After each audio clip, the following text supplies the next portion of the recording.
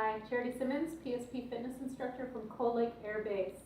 Today I have a little appetizer you can do for your family. I cut my cucumber into little cylinders, then I hollowed out the middle. Don't go all the way through. I use the back of a small spoon. Then I've got some Greek yogurt here, just plain Greek yogurt, but I added dill to it. Then I'm going to fill up my little space in the hole I made. Staying with our little Christmas theme coming up, I've got a red and a green pepper to go in there. You could do celery, you could do carrots, it's up to you.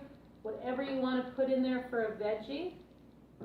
But like I said, because I'm staying with the Christmas theme coming up, I'm going with the red and green peppers.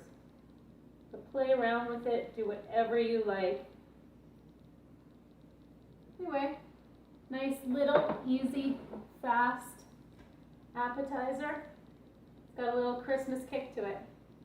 Anyway, have a good one, guys. Take care.